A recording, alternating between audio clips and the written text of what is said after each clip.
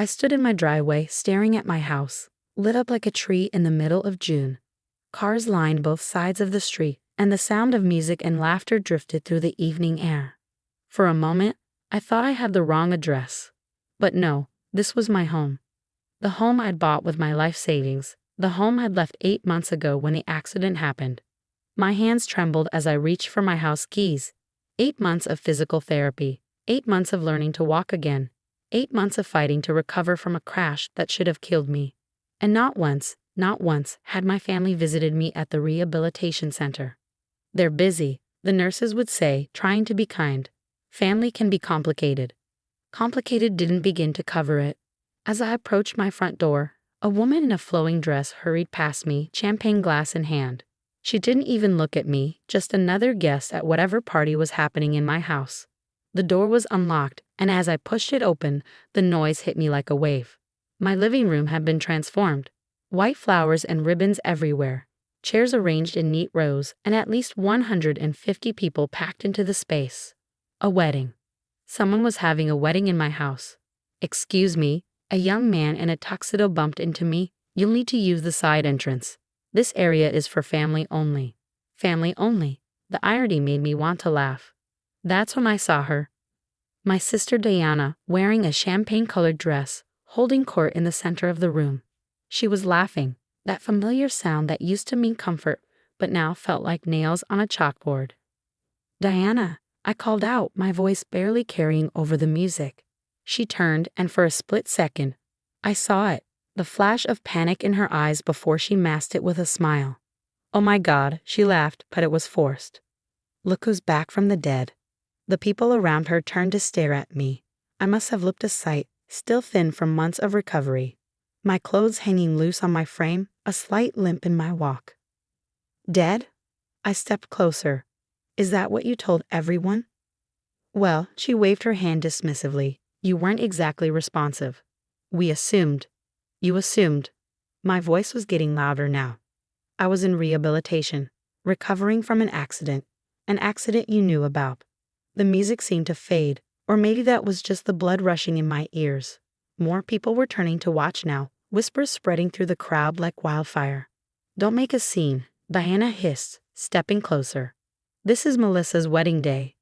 Melissa, our cousin, the one who'd always followed Diana around like a lost puppy.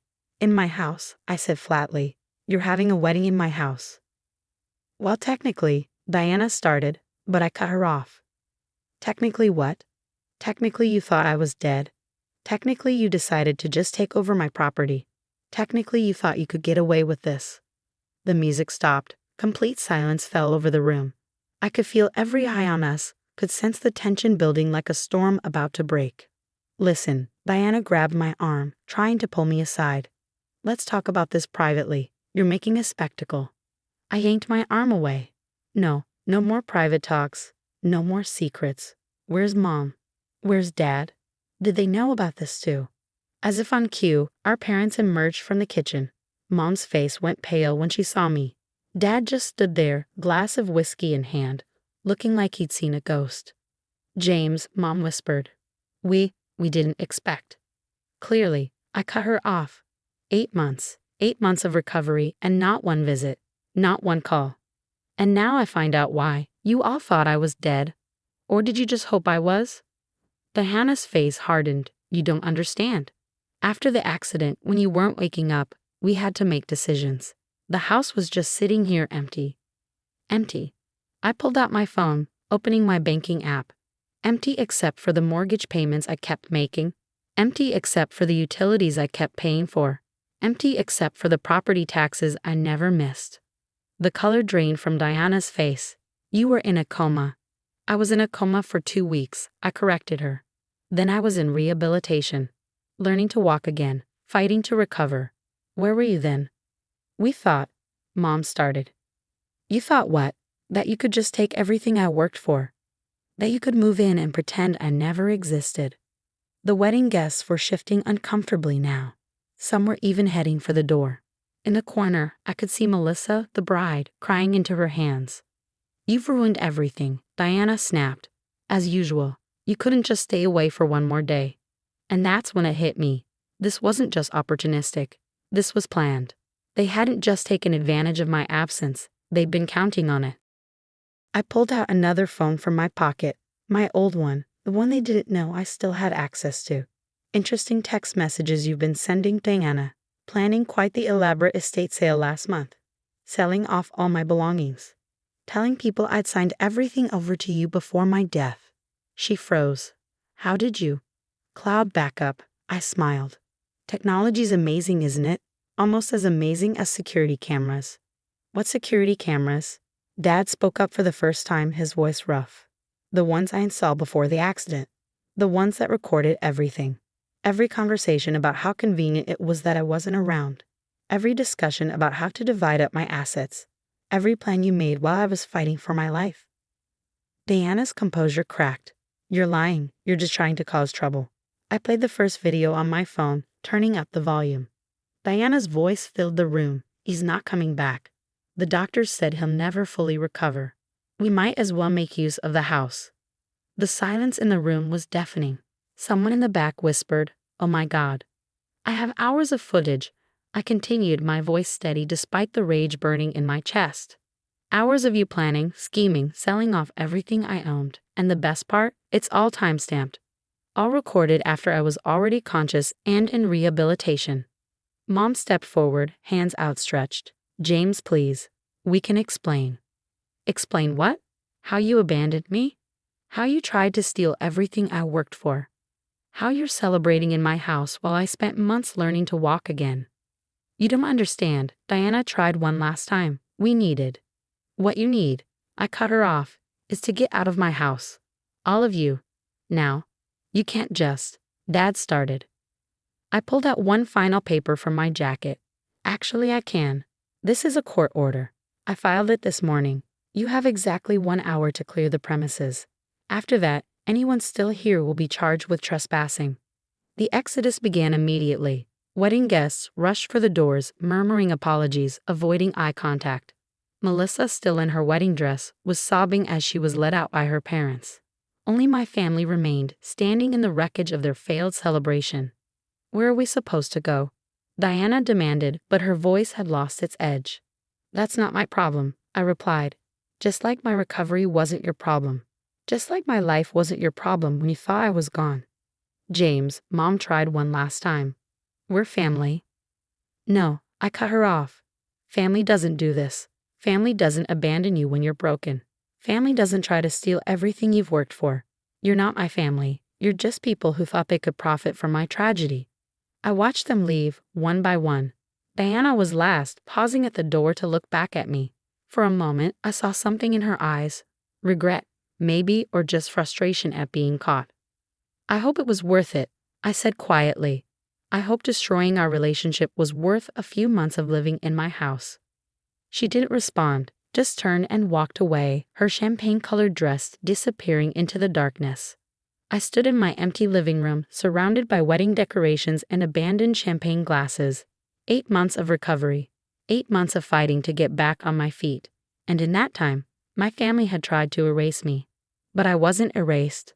I was here, standing in my house, surrounded by the evidence of their betrayal. And tomorrow, when the sun rose, I would begin the process of taking back everything they had tried to steal. The night wasn't over yet.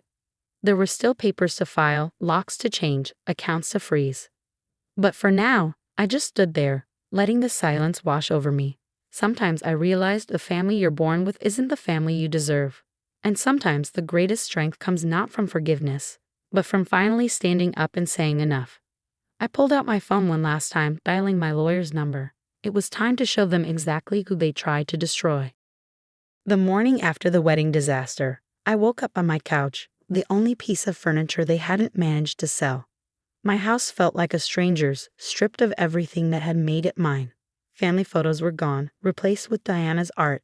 My books, my collections, my life, all sold off piece by piece while I fought to recover. But they'd made one crucial mistake. They'd gotten sloppy with the paperwork. My phone buzzed, a text from my lawyer, Marcus. Documents are ready.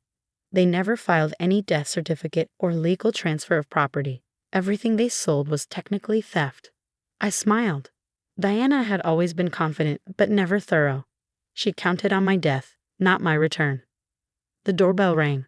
Standing there was Emily, my old neighbor, clutching a box. I bought these at the estate sale, she said, not meeting my eyes.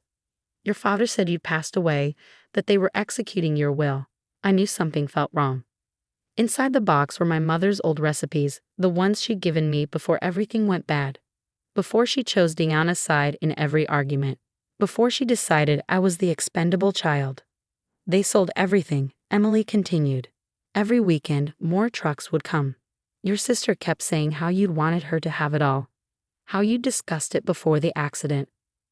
My hands clenched into fists. Did anyone question it? Some did. Mr. Patterson from across the street tried to contact the hospital. But your family had themselves listed as your only contacts. They controlled all the information. I thanked Emily, took the box, and closed the door. My phone was already filling with messages. Family members choosing sides, relatives demanding explanations. Diana had started her own narrative, claiming I was mentally unstable from the accident, that I was confused about property ownership. But she didn't know about my backup plan. I drove to the bank, walked into the manager's office, and laid out the evidence: security camera footage, text messages, bank statements showing I'd never stopped paying the mortgage. This is serious fraud, the manager said, reviewing the documents. They used your supposed death to access accounts, sell property, redirect mail. I want it all frozen, I replied. Every account they touched, every transaction they made. He nodded and started typing. It'll take about an hour to lock everything down. But Mr. Harrison, your sister's been using your address for business operations. She registered a company there. Of course she had. Diana never wasted an opportunity. My phone buzzed again. Mom this time. Please, we need to talk. Your sister was just trying to help manage things while you were gone. I texted back one word: lawyers. Then I drove to the police station. Detective Sarah Chen had been waiting for my call. Pretty elaborate scheme they ran, she said, reviewing the file. Claiming you were dead without a death certificate, selling your belongings, redirecting your mail. We can press charges. All of it, I said. I want all of it documented. She looked up at me. They're your family. Are you sure? Family doesn't do this, I replied. Family doesn't celebrate while you're learning to walk again. Walking out of the station, I saw Diana standing by my car. She'd been crying, her makeup smeared. You have to stop this, she pleaded. You're destroying everything. Like you destroyed my life? I stepped around her. How much did you make selling everything I owned? She grabbed my arm. I had plans. I started a business. I was finally making something of myself. In my house. With my money. While I was in rehabilitation. You were supposed to be gone, she shouted, then caught herself. People were staring. I smiled coldly. That's the problem, isn't it? I came back, and now everyone knows what you did. Mom and Dad will never forgive you for this, she threatened. They never forgave me for anything anyway, I replied, getting into my car. At least this time, I deserve their disappointment. I drove home, but the day wasn't over. My lawyer had been busy, papers drawn up, legal notices prepared. Diana's business registration was being challenged. Every sale they'd made was being traced. My phone kept buzzing, family members choosing sides, old friends expressing shock. But I didn't read them. I sat in my empty house, surrounded by the remnants of their betrayal, and planned my next move. Because this wasn't just about recovery anymore. This was about justice. And I was just getting started. The security cameras were still recording, catching every attempt they made to access the house, every conversation on my porch. Diana came back 3 times that day, each time more desperate than the last. But I didn't answer. Sometimes silence is the best revenge. And tomorrow? Tomorrow would bring a new kind of reckoning. 3 days after the wedding fiasco, the true fallout began. I sat in my lawyer's office, watching security footage from my front porch camera. Diana was there again, this time with Mom, both of them pounding on my door at 7 a.m. They're getting desperate, Marcus said, pausing the video. The bank freeze is hitting them hard. I nodded, looking at the spreadsheet in front of me. The numbers were staggering. $487,000 in sold belongings. My car, my furniture, family heirlooms, all liquidated while I learned to stand again. Another $215,000 had been transferred from my accounts to Diana's new business venture. Your sister's company is completely underwater, Marcus continued. She used your address and identity to secure loans. When we prove fraud, she'll lose everything, I finished. Are you sure you want to go through with this? They're still your family. I thought about the rehabilitation center, about lying there, watching the door, waiting for visitors who never came, about the nurses who became my only support system while my family sold off my life piece by piece. Do it, I said. All of it. My phone buzzed. Dad this time, a voicemail. Son, we need to talk. Your mother's a mess. Diana's losing everything she worked for. We can fix this as a family. As a family, the words made me laugh. I drove home, but something was wrong. Diana's car was in my driveway and the front door was open. I could hear crashes from inside. She was in my living room, throwing what was left of my belongings into boxes. Mom was with her, frantically grabbing anything they could carry. This is breaking and entering, I said from the doorway. They jumped. Diana's face was wild, desperate. These are our things. You can't just take everything away. Your things. I walked to the fireplace where a single photo remained. Me and Diana as kids, before money and jealousy poisoned everything. Like you took everything from me? We thought you were dead. Mom cried, but the lie sounded hollow even to her. I pulled out my phone and played another security recording. Diana's voice filled the room. He's in rehabilitation, not dead. But by the time he recovers, if he recovers, everything will be mine. Mom and Dad already signed off on it. Mom's face crumbled. Diana, you said, you told us. Get out, I said quietly, before I call the police. You can't do this to me. Diana screamed, throwing a vase against the wall. I built something here. I finally had everything under control. Under control? I stepped closer. You mean while I was learning to walk again? While I was fighting through physical therapy? That kind of control? Mom tried to step between us. Please, James, she's your sister. No, I cut her off. A sister doesn't steal everything you own. A sister doesn't celebrate in your house while you're recovering. A mother doesn't abandon her child when he's hurt. We made mistakes, Mom whispered. Mistakes? I laughed. You want to see mistakes? I pulled out more papers, bank statements, transfer records, loan applications, all with forged signatures, all dated while I was in rehabilitation. These aren't mistakes. This is fraud. This is theft. This is family betrayal on a level even I didn't think you were capable of. Diana lunged for the papers, but I stepped back. It's too late. It's all been filed with the police, the banks, the fraud department. Your business is finished, Diana. Your reputation is done. You're destroying me, she screamed. No, I said calmly. You destroyed yourself. You just didn't expect me to come back and expose it. The police arrived 10 minutes later. I triggered the silent alarm as soon as I entered. They led Diana and Mom out in handcuffs, taking statements, documenting the break-in. Dad showed up as they were being put in the police car. He looked old. Broken. Was it worth it? I asked him as he watched his wife and daughter being driven away. Supporting Diana's lies? Abandoning your son? He couldn't meet my eyes. We thought we were helping her succeed. At my expense. Always at my expense. He reached for his wallet, probably to offer money, like always. But I stopped him.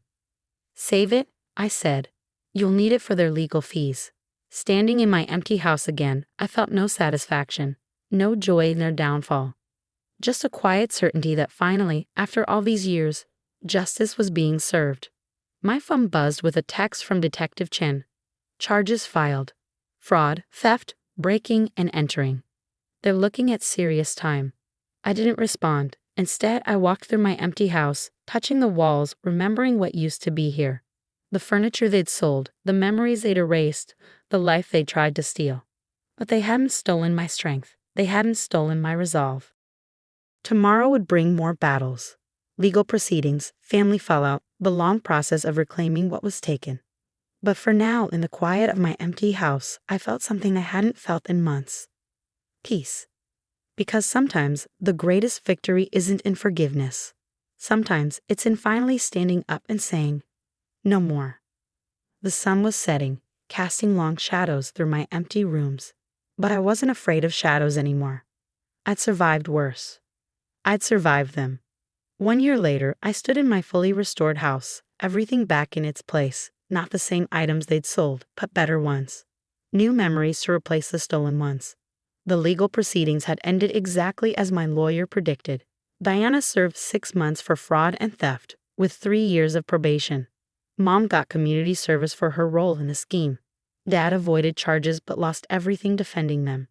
My phone buzzed. A text from Emily, my neighbor. "Your sister's outside again." I looked through the window. Diana was there, thinner now, her designer clothes replaced with department store basics. She'd been coming by every week since her release, leaving notes, begging for forgiveness. This time, I opened the door.